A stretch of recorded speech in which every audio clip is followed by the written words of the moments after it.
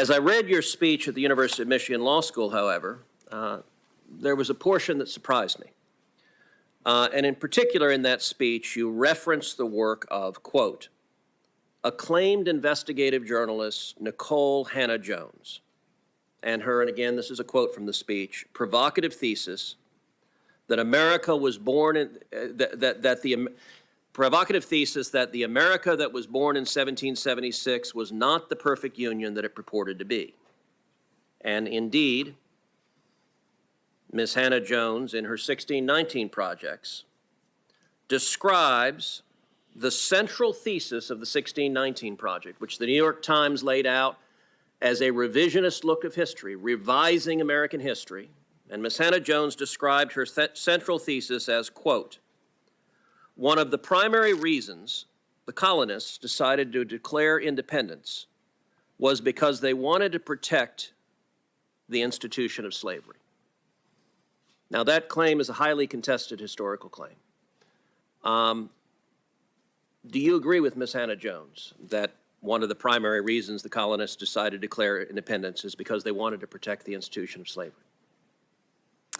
Thank you, Senator. When I gave that speech at the University of Michigan, I was asked to speak on Martin Luther King Day. And every year they have a Martin Luther King Day speaker.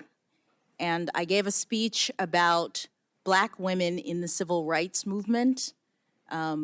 Most of the speech, if not all of the speech, was focused on African-American women, their contributions to the civil rights movement, unsung contributions in many cases, and then some of the more recent African-American women who have made claims, who have done things in our society.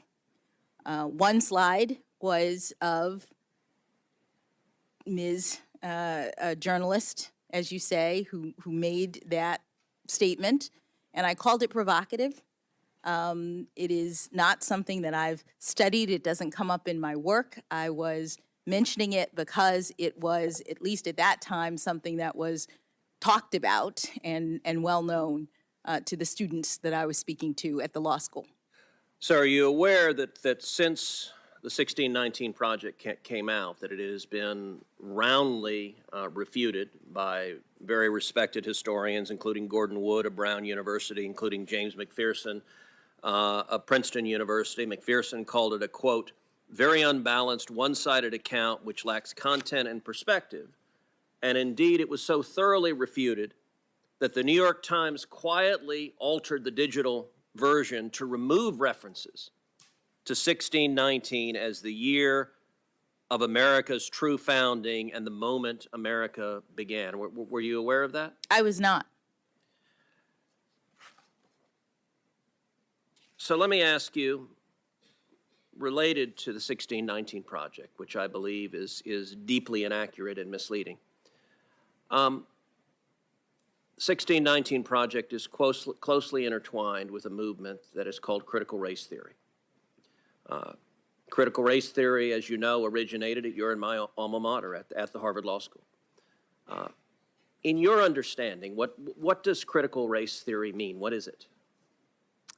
Senator, my understanding is that critical race theory is, it is an academic theory that is about the ways in which race interacts with various institutions. It doesn't come up in my work as a judge. It's never something that I've studied or relied on, and it wouldn't be something that I would rely on if I was on the Supreme Court. So critical race theory, as you know, has its origins in the critical legal studies movement, which also came from Harvard Law School, from a number of critical legal studies professors, crits as they were known when we were in law school, who are explicitly Marxists. And they find their origins in Marxism, although critical legal studies frames society as a fundamental battle between socioeconomic classes.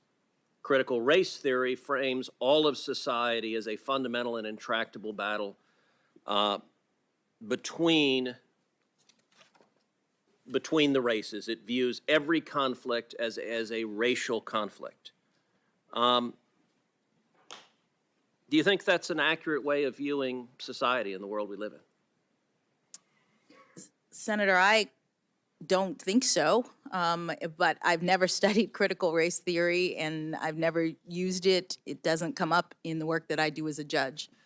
So with respect, I find that a curious statement because you gave a speech in April of 2015 at the University of Chicago in which you described the job you do as a judge.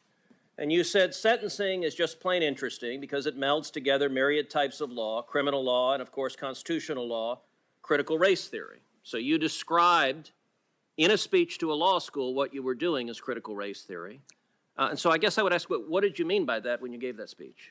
With respect, Senator, the quote that you are mentioning there was about sentencing policy. It was not about sentencing. I was talking about the policy determinations of bodies like the Sentencing Commission when they look at a laundry list of various academic subjects as they consider what the policies should be. Okay, but you were vice chair of the Sentencing Commission, so let me ask again, what did you mean by, because that was an official responsibility of yours, what did you mean by what you were doing was critical race? What I meant was that there are a number of, that slide does not show the entire laundry list of different academic disciplines that I said relate to sentencing policy, but none of that relates to what I do as a judge.